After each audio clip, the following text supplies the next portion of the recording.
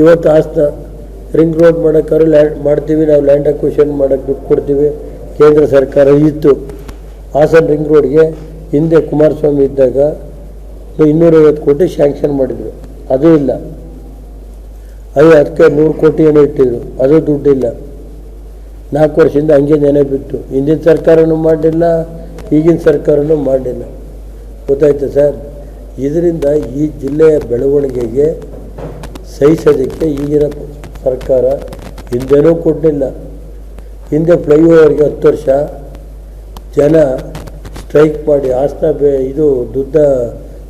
Dudda road ಇದಕ್ಕೆ ಎರಡಕ್ಕೂ ಹಿರಿಯರೆಲ್ಲ strike ಮಾಡಿದ್ರು. ಒಂದು 10 ವರ್ಷ ಏನು ಸರ್ ಸ್ಟ್ರೈಕ್ ಮಾಡಿ, ನಾನೇ ಕುಮಾರಣ್ಣ ಬಂದಾಗ ಡೆಲ್ಲಿಗೆ ಹೋಗಿ ಅದಕ್ಕೆ 50 ಕೊಟ್ಟು ಫ್ಲೈಓವರ್ ಮಾಡಿಸ್ಕೊಟ್ಟೆ.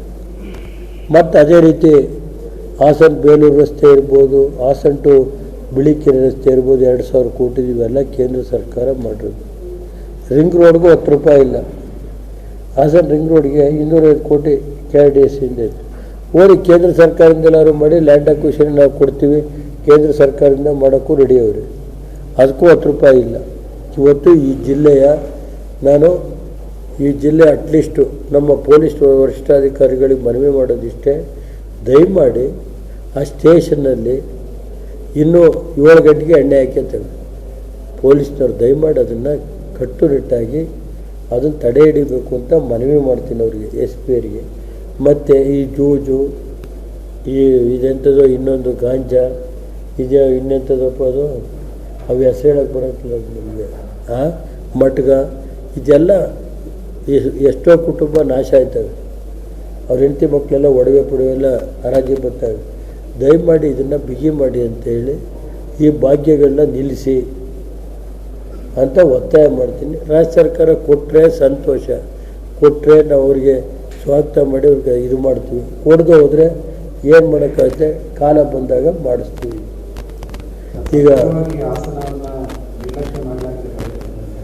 100ಕ್ಕೆ 100 ಭಾಗ ಹಾಸನ ಈ ರಾಜ್ಯದ ಬಡ್ಜೆಟ್ನಲ್ಲಿ ಬುಕ್ನಲ್ಲಿ ಹಾಸನ ಅನ್ನೋ ಪದ ಇಲ್ಲ.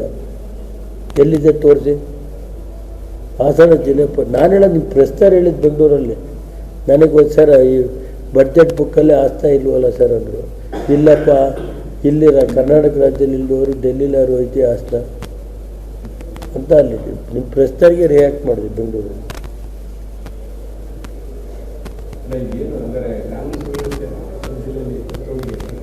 ನಾನು ಅದ್ರ ಬಗ್ಗೆ ಸರ್ ನಾನು ಹೇಳೋದು, ಇವತ್ತು ಊರೂರಲ್ಲಿ ಹೊಡೆದಾಟ ನಡೀತಾ ಇದೆ. ನಿಮ್ಮ ಶರಶ್ಚಂದ್ರ SP ಇದ್ರಪ್ಪ, ಯಾವ ಗಲಾಟೆ ಇತ್ತು? ಅವರು 3 ವರ್ಷ 4 ವರ್ಷ ಮಾಡಿದರು, ಪಾರ್ಲಿಮೆಂಟ್ ಎಲೆಕ್ಷನ್ ಮಾಡಿದರು, MLA ಎಲೆಕ್ಷನ್ ಮಾಡಿದರು.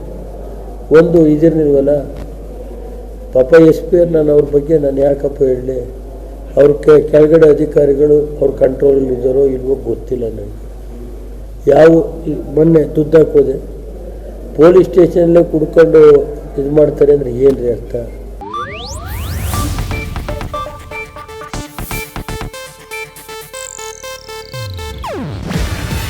ಇದು ಏಷ್ಯಾನೆಟ್ ನ್ಯೂಸ್ ನೆಟ್ವರ್ಕ್ ಪ್ರಸ್ತುತಿ.